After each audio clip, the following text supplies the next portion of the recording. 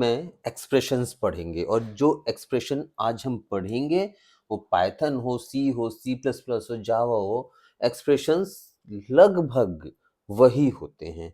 आप एक्सप्रेशन का प्रेसिडेंस भी वही होता है, मतलब ऑर्डर ऑफ प्रेसिडेंस भी वही होता है। मैं स्टार्टिंग यहाँ से करता हूँ कि एक्सपोनेंशियल, एक्सपोनेंशियल मतलब होता है एक्सपोनेंशिएशन, इसका मतलब होता है रेज टू द पावर।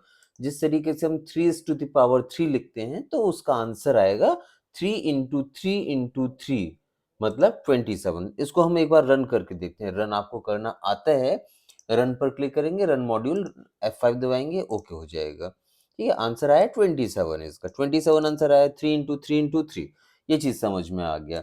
इसको अगर मैं 2 to the power 3 लिखता हूँ, 2 एक्सपोनेंशियल 3 लिखता हूँ, तो कितना आना चाहिए? 2 × 2 × 2, 2 × 2 = 4, 4 × 2 = 8, 8 आंसर आना चाहिए। और जो इसका आंसर 8 आया। जो मैंने अभी रन किया, जो मैंने यहाँ रन पर जाकर, रन मॉड्यूल पर जाकर क्लिक किया, वही आउटपुट आएगा। और अगर मैं यहाँ पर फंक्शन की और F5 दबाता हूँ, उससे भी रन डायरेक्ट होता है, तो ये आपका एग्जीक्यूट होकर 8 आंसर आ जाएगा। सबसे टॉप पर प्रेसिडेंस जो होता है वो इसी चीज का होता है। अब मैं अगर एक चीज बोलूं, इसके बाद किसका प्रेसिडेंस होता है या इसके साथ किसका प्रेसिडेंस होता है, तो ये यूनरी ऑपरेटर होता है जो कि आपका सिंगल रन करता है। तो अब इसका आउटपुट कितना आएगा? देखिए, इसको मैं एज इट इज लिखे रहने देता हूं, मतलब 8 आएगा अभी। 8 के नीचे क्या आएगा? 10। 10 का कॉम्प्लीमेंट क्या होता है? 10 का कॉम्प्लीमेंट क्या होता है, वो चीज ये पूछ रहा है। चलिए अब हम रन करके देखते हैं। रन करके देखते हैं तो 8 और -11 कैसे होता है, वो चीजें हम बाद में पढ़ेंगे। लेकिन अभी हम ऑर्डर ऑफ प्रेसिडेंस पढ़ रहे हैं, तो ये उसके बाद, कॉम्प्लीमेंट उसके बाद का चीज आता है।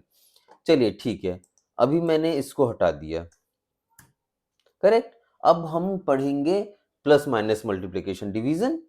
ये 4 चीज हम पढ़ेंगे। स्टार्टिंग हम यहां से करते हैं। इसका आंसर 8 आएगा। इसका आंसर 1 + 2 × 3, जैसे मैथमेटिक्स में होता है। 2 × 3 6 +1, पहले मल्टीप्लाई हुआ फिर +1 हुआ, तो आंसर कितना आना चाहिए? 7। 8 फर्स्ट लाइन का आउटपुट आया, सेकेंड लाइन का 7 आया। ठीक है, अगर मैं इसमें ब्रैकेट लगा दूं जो मैथमेटिक्स में होता है, तब क्या आएगा? देखिए, मैं एक एक करके सिंपल सिंपल तरीके से आपको बता रहा हूं। तो इसका आंसर पहले ब्रैकेट सॉल्व होगा, 1 + 2 दैट इज 3, 3 × 3, ये वाला ब्रैकेट पहले सॉल्व हुआ, 3 × 3 9, तो इसका आउटपुट आ जाएगा 9। ये जिस तरीके से आउटपुट आ गया, इस तरीके से अगर मैं इस ब्रैकेट को अब हटा दूं, मैं ब्रैकेट की तो बात ही नहीं कर रहा क्योंकि हम लोग ऑर्डर ऑफ प्रेसिडेंस पढ़ रहे हैं। अगर मैं इस ब्रैकेट को हटा देता हूं और मैंने कर दिया इसको 2 to the power 3, यहां से मैंने कॉपी किया, यहां पेस्ट कर दिया,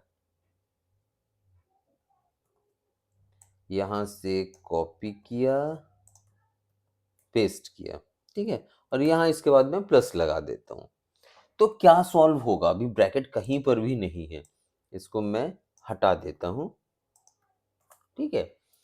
मतलब 2 to the power 3 इसका प्रेसिडेंस सबसे ज्यादा था, ठीक है। चलिए इसको लगे रहने देते हैं जिससे आपको क्लैरिटी मिलती रहे। इसका आंसर 8 था क्योंकि सबसे पहले यही सॉल्व होगा। 2 × 2 × 2 8। इसके बाद कौन सा सॉल्व हो रहा है? ये सॉल्व हो रहा है 6। 8 + 1 + 6 कितना हुआ? 8 + 1 9 + 6 दैट इज 15। आंसर कितना आना चाहिए? 15। तो देखिए ये आउटपुट आया 15। अब मैं इन चीजों को जोड़ते जा रहा हूं कि एक ही लाइन में अगर मैंने पूरा एक्सप्रेशन लिख दिया विदाउट ब्रैकेट, तो क्या आंसर आना चाहिए? तो इसका आंसर आया 15। लेकिन इससे पहले चीज जो लिखी हुई थी वही मैं एक बार लिखता हूं, दैट इज दिस, समझने के लिए। इसका जो सॉफ्ट कॉपी है या ऑनलाइन क्लास है, वो आप जैसे भी है वो आप पढ़ सकते हो, मेरे थ्रू भी पढ़ सकते हो। चलो कोई नहीं, आगे हम पढ़ते हैं। अब एक और हमने ये कमांड चलाने की कोशिश की है जिसका आउटपुट क्या आता है हम देखते हैं। जो मैंने आपको बताया 3 इंटू 3 दैट इज 9, इसका आंसर आ जाएगा 9, जो कि मैंने आपको बता चुका हूं। इसका आंसर कितना आएगा? ठीक है, इसका आंसर कितना आएगा? प्लस करिए माइनस करिए, किसी भी एंगल से देखेंगे आंसर सेम आएगा। 1 plus 2 plus 1 plus 2 minus 3, 3 minus 3 that is 0। ये चीज हुआ। या अगर आप यहां भी इस 3 को लिख देते हैं, यहां 2 लिख देते हैं, तो इससे कोई दिक्कत नहीं है। 1 minus 3 that is minus two plus 2 that is 0। Answer 0 आएगा। इधर उधर आप लिख सकते हैं सीक्वेंस में। तो इसका लास्ट वाला आउटपुट जो है वो आपका 0 दिखाई दे रहा है, ये वाला। ठीक है, लास्ट वाले आउटपुट पर ही हम ध्यान दे रहे हैं अभी। तो अगर इस एक्सप्रेशन में जो हमने वहां पर जोड़े थे, ठीक है, जिसका आंसर क्या आया था हम देख लेते हैं। आंसर आया था 15, इसका आंसर लास्ट में 15 आया था।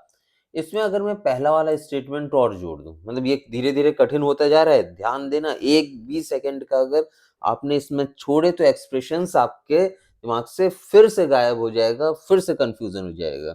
इसलिए एक सेकंड का भी इसको छोड़ना नहीं है। ये मैंने कॉपी किया, यहां मैंने पेस्ट किया।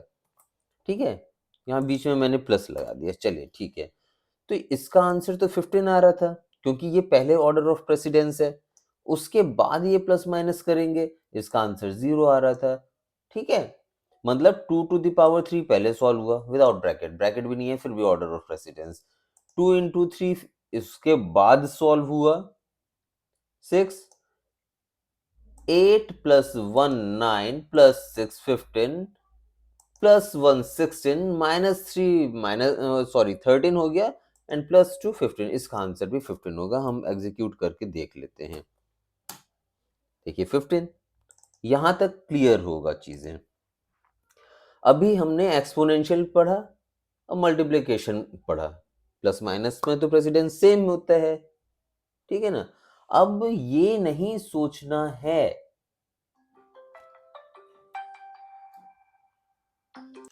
नेक्स्ट हम डिवीजन वाला देखते हैं। जैसे कि ये, अब मैंने इसको किया प्रिंट। ठीक है, 4.0 डिवाइडेड बाय 2 प्लस प्लस। ठीक है, मतलब ये 4.0 है फ्लोटिंग में, 2.0 है फ्लोटिंग में है। तो इसका आंसर पहले डिवीजन होगा, आंसर क्या आएगा 2 प्लस 1 3 प्लस 2 5। अब देखिए कि क्या आता है आंसर 5.0। ये फ्लोट में आया आंसर। ठीक है, अगर मैं इस चीज को हटा देता हूं तो क्या आना चाहिए? चलिए अभी इसको मैं ऐसे ही रखता हूँ, इसको कॉपी पेस्ट यहाँ करता हूँ। अब मैं इसमें मॉडिफिकेशन करता हूँ। ये आपको समझ में आना चाहिए कि क्या चल रहा है। 4.0 डिवाइडेड बाय 2 प्लस 1, इसको भी हटा देता हूँ। अब क्या आएगा 2.0 या 2 float divided by integer, 4.0 divided by integer. अब आपने ये किया, आया 2.0। अगर मैंने इस पॉइंट को भी हटा दिया, 4 डिवाइडेड बाय 2, तो आंसर कितना आएगा 2.0। ठीक है, इससे क्या समझ में आया कि आपका डेसिमल में फ्लोट में आंसर आएगा। आप चाहे तो 4.0 लिखो या 4 लिखो।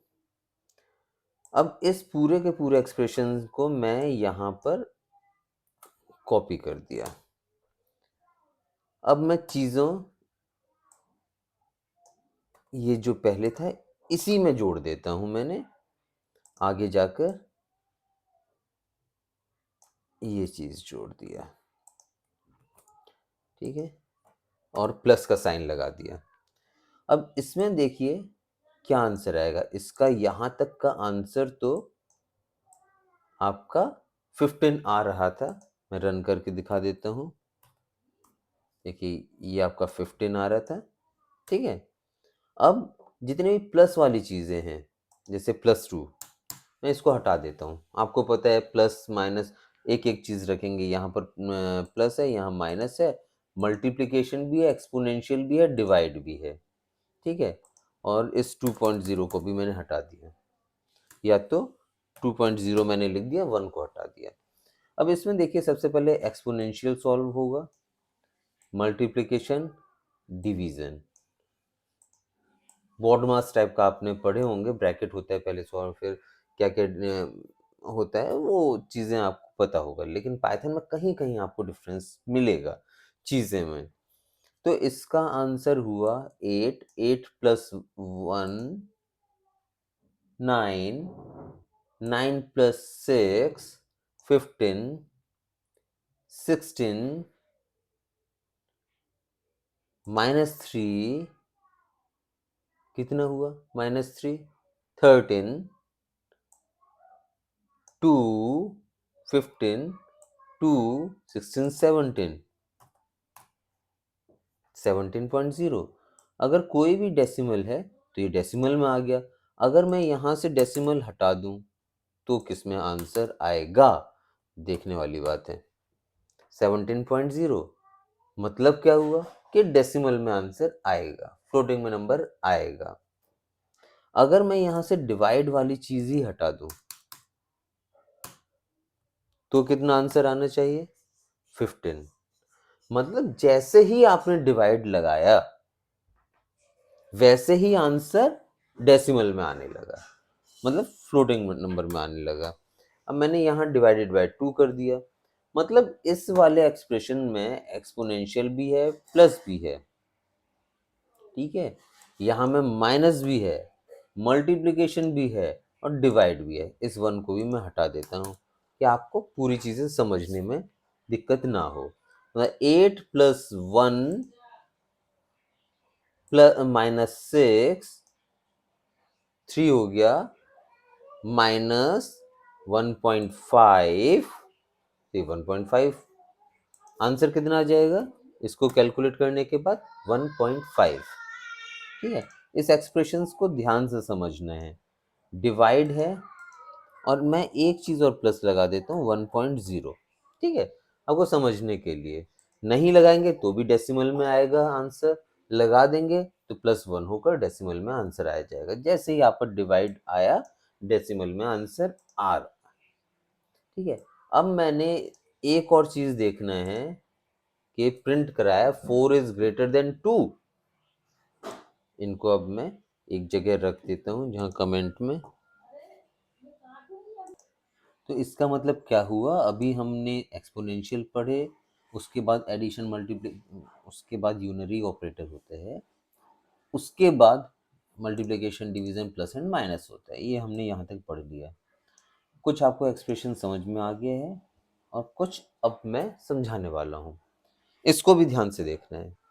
Print 4 is greater than 2। अब बताओ हाँ या ना? हाँ, हाँ मतलब ट्रू, ट्रू मतलब आंसर क्या आएगा? ट्रू।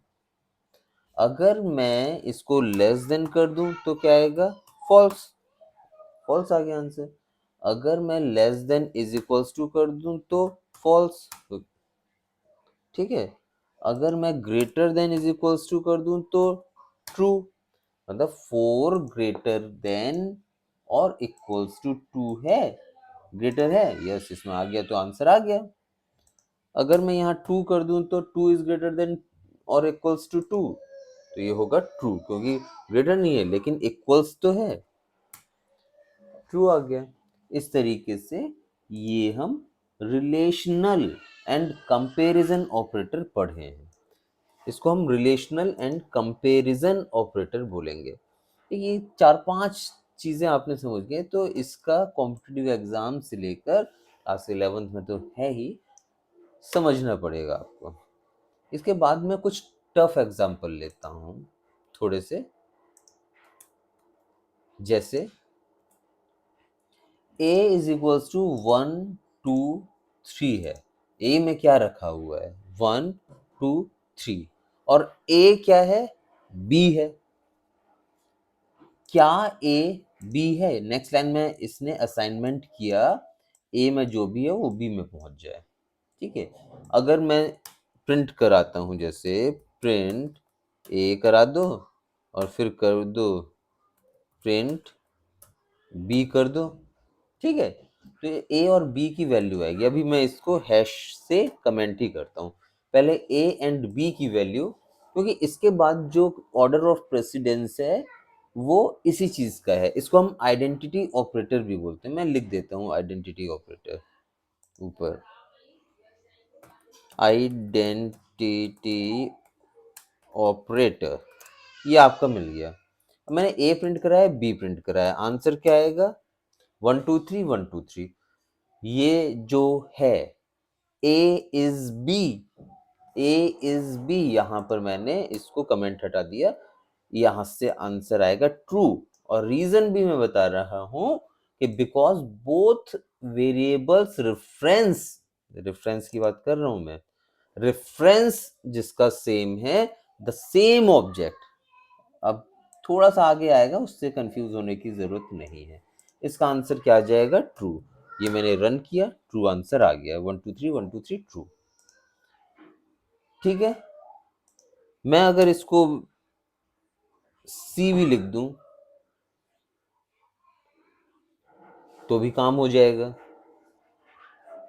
अब इसी के बाद इस का ही एग्जाम्पल मैं और लेता हूं, इसको मैंने नीचे कर दिया, ठीक है, ये कमेंटेड है। अब मैंने एक और एग्जाम्पल लिया, ए 1 2 3 है, ध्यान से देखना इस चीज को, ए 1 2 3 है, बी 1 2 3 है, तो क्या ये सेम है? बहुत ध्यान से देखने वाली चीज है। मैंने हैश को नीचे रखा, हैश को नीचे रखा, ठीक है, इसका आंसर आपका ट्रू आया, इसका आंसर फॉल्स आ रहा है, जबकि ए में 1 2 3 रखा हुआ है, बी में 1 2 3 रखा हुआ है। अब इसको किस तरीके से समझेंगे वो समझिए। यहां पर मैंने किया, आंसर आया फॉल्स। सेम ऊपर हो रहा था, ए इज बी, आंसर आया था ट्रू, जबकि वैल्यू सेम है।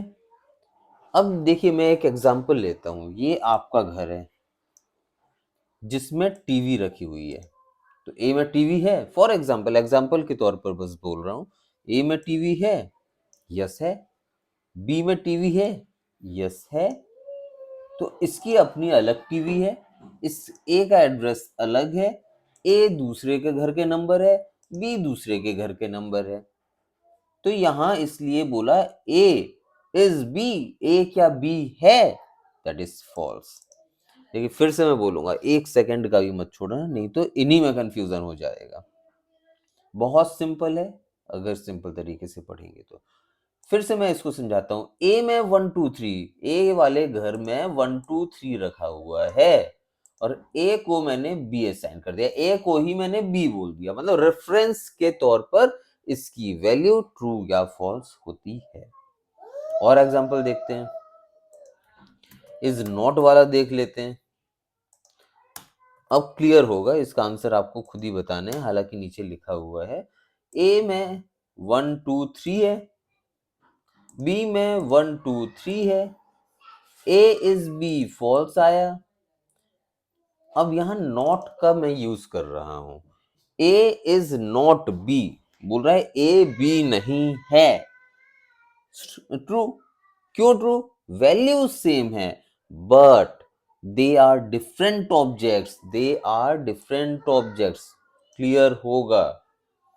सेम चीज अगर मैंने ये किया, अगर ए में 1 2 3 है और ए का घर जो है वो बी का घर है, ए का जो रेफरेंस है वो बी का रेफरेंस है, तो ए इज नॉट बी, जबकि ये ए इज बी था, आपने ऊपर पढ़ा था, तो आंसर आएगा false.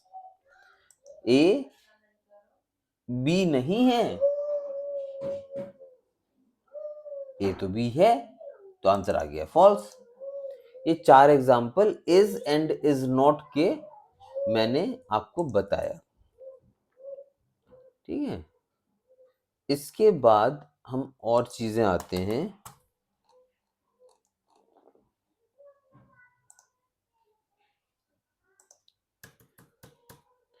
x is equals to 10, y is equals to 10, print x is y। बताइए इसका आउटपुट जल्दी से बताइए। x is y,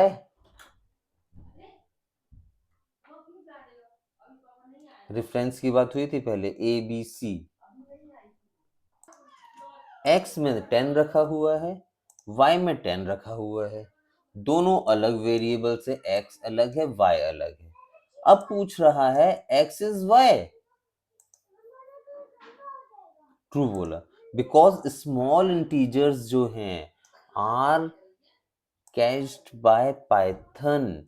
लेकिन सेम चीज जब मैं ए बी सी और 1 2 3 के लिए कर रहा था यहां पर, तो आंसर क्या आ रहा था? ट्रू। अब इन दोनों में कंपेयर करना है, 1 2 3 और ए ही बी है, आंसर ट्रू आ रहा था। और अगर मैंने दूसरा एक और एग्जांपल लिया था जिसमें वैल्यू सेम थी, ए 1 2 3 बी 1 2 3, इसके अंदर चीजें रखी हुई हैं, ठीक है ना। ये स्मॉल इंटीजर्स नहीं है, ये लिस्ट हैं। लिस्ट के बारे में थोड़ा सा पहले लेक्चर्स में भी पढ़ाया था, आगे भी पूरा का पूरा चैप्टर होगा लिस्ट टपल ये सब। और ये लिस्ट है, इस घर में ये सारी चीजें रखी हुई हैं, ए वाले घर में, बी वाले घर में सारी चीजें रखी हुई हैं। और स्मॉल इंटीजर के लिए इसकी वैल्यू ट्रू है और लिस्ट वगैरह के लिए इसकी वैल्यू फॉल्स है, ठीक है। मतलब क्या हुआ, ये किस किस का आउटपुट आया है? Print x is y, true, ठीक है। a इज b, फॉल्स, ठीक है। इसको मैं कमेंटेड वाले लाइन में ही लगा देता हूं।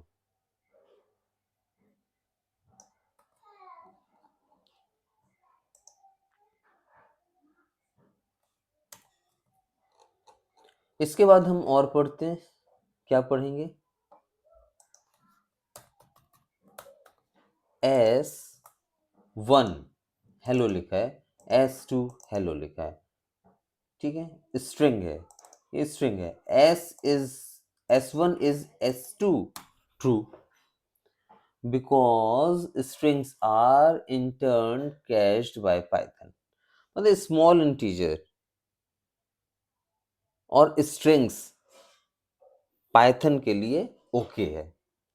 तो वो बोल रहा है S1 S2 सेम है, तो यस इट इज सेम, ठीक है। इज और इज नॉट का एग्जाम्पल मैं फिर से आपको पूरा समझाऊंगा। कहाँ से चालू हुआ था? Identity operator. चलो आइडेंटिटी ऑपरेटर ये हो गया यहाँ पर। अब आपको बताना है